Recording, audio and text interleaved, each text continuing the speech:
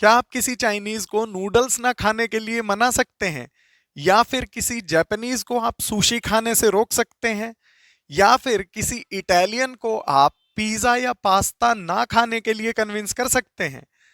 मैं आपका जवाब जानता हूं। आपका जवाब होगा नहीं। लेकिन हमारे साथ देखिए क्या हुआ है कि बाहरी लोग आए और उन्होंने हमें कन्विंस किया और हम कन्विंस भी हो गए कि हमें घी नहीं खाना चाहिए। घी जिसे हम ही लोगों ने इन्वेंट किया है और सारी दुनिया को दिया है। तो आइए आज इस वीडियो में ये जानने की कोशिश करते हैं कि घी खाना हमारे लिए क्यों जरूरी है। हाय, मेरा नाम अलंकार धारीवाल है। मैं एक आयुर्वेदिक न्यूट्रिशनिस्ट हूँ। आयुर्वेद और न्यूट्रिशन की सहायता से हम सभी की सेहत में 4 चांद नहीं 8 चांद लगाए जा सकते हैं। हमारे देश में दूध से ढेरों चीजें बनाई जाती हैं, लेकिन आपने गौर किया होगा कि हमारे यहाँ पर चीज सिर्फ एक ही टाइप का मिलता है, वो भी एक खास इलाके में ही पाया जाता है। लेकिन ऐसा क्यों होता है, आइए यही जानते हैं। दरअसल हमारे देश की जलवायु गर्म है और इस गर्मी की वजह से ही हमारा डाइजेशन जो है वो पुअर रहता है, वो बिगड़ा रहता है। इसी वजह से हमें ऐसे पदार्थों की ज्यादा आवश्यकता होती है जो आसानी से पच सकें, जो गरिष्ठ ना हो। इसी वजह से हमारे पूर्वजों ने घी का निर्माण किया, जो कि बहुत सुपाच्य होता है। ना केवल वो अपने आप सही ढंग से पचता है, बल्कि वो डाइजेशन में भी एड करता है, हमारे डाइजेशन को भी वो सहायता प्रदान करता है। इसीलिए हमें आयुर्वेद में घी खाने की सलाह दी जाती है, ताकि हमारे डाइजेस्टिव सिस्टम को सपोर्ट मिल सके और हमें नरिशमेंट मिल सके। लेकिन अब आप कहेंगे ये तो आयुर्वेद की बात हुई, इसमें साइंस कहाँ है? तो आइए थोड़ा साइंस पर बात कर लेते हैं। आपने एसेंशियल फैटी एसिड्स के तौर पे ओमेगा 3 का नाम जरूर सुना होगा। इन्हें हमारी बॉडी खुद बना नहीं पाती है, इसीलिए हमें इन्हें बाहर से लेने की जरूरत पड़ती है। इसीलिए इन्हें एसेंशियल फैटी एसिड्स में शामिल किया जाता है। अब क्योंकि हमारा देश मेजॉरिटी जो है वो वेजिटेरियन लोगों का देश है, और वेजिटेरियन चीजों में बहुत कम मात्रा में ओमेगा 3 पाए जाते हैं, तो इसी वजह से हमें घी का सेवन करने की हिदायत आयुर्वेद में भी दी जाती है, और साइंस भी इसको बैक करता है, क्योंकि घी में बहुत अच्छी मात्रा में ओमेगा 3 फैटी एसिड्स पाए जाते हैं।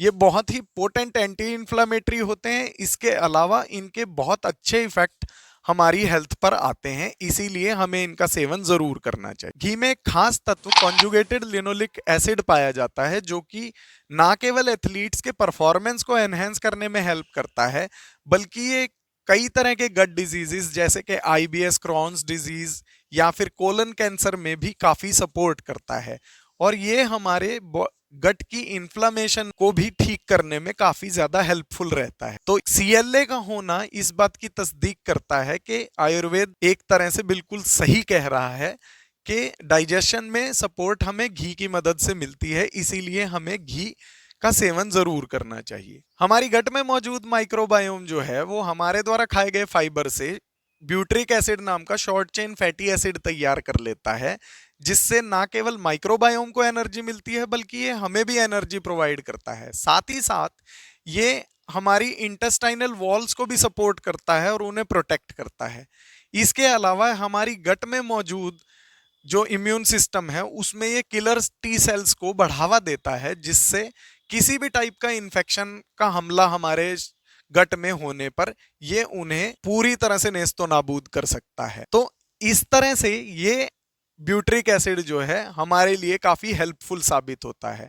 अब खास बात घी में ये होती है कि घी में इटसेल्फ ब्यूट्रिक एसिड बहुत अच्छी मात्रा में मौजूद होता है, तो जब भी हम घी का सेवन करते हैं तो ऑटोमेटिकली हमारे गट को घी से मिलने वाला ब्यूट्रिक एसिड अच्छी मात्रा में मिल जाता है, जिससे उसका काम बड़ी आसानी से चल पाता है। तो एक तरह से हम ये मान सकते हैं कि हमारी जो इंटेस्टाइन्स हैं वो खुद का घी का निर्माण माइक्रोबायोम की मदद से कर लेती हैं। तो अब हमें ये मानने में बिल्कुल भी आपत्ति नहीं होनी चाहिए कि घी का सेवन हमें करना ही चाहिए, क्योंकि जहां आयुर्वेद ये कहता है कि घी हमारे लिए डाइजेशन में एड करता है, वहीं साइंस भी अब इसको बैक करता है।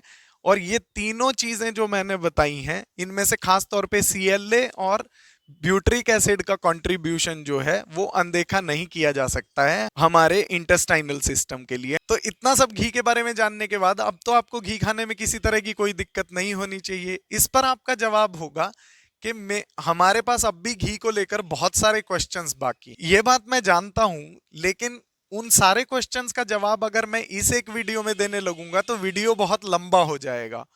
और जाहिर है इतना लंबा वीडियो आप लोग देखना नहीं चाहोगे, क्योंकि हम सबका अटेंशन स्पैन काफी कम हो चुका है रील्स देख देख के। तो देर किस बात की है, आपके मन में घी को लेकर जो भी क्वेश्चंस हैं उन्हें कमेंट बॉक्स में लिख डालिए, और मैं भी उन सब को पढ़ के आप सबको उनके आंसर देने की कोशिश करूंगा। साथ ही आप चैनल को प्लीज सब्सक्राइब कर लीजिए और ऑल का नोटिफिकेशन जरूर दबा दीजिएगा, ताकि पता चल जाए कि अगला वीडियो कब आया है। आपको आज के वीडियो में दिया गया कंटेंट कैसा लगा मुझे प्लीज कमेंट बॉक्स में जरूर बताएं, और वीडियो पसंद आया हो तो वीडियो को लाइक और शेयर जरूर करें। मैं मिलता हूं आपसे अगले किसी वीडियो में, तब तक के लिए स्वस्थस्य स्वास्थ्य रक्षण।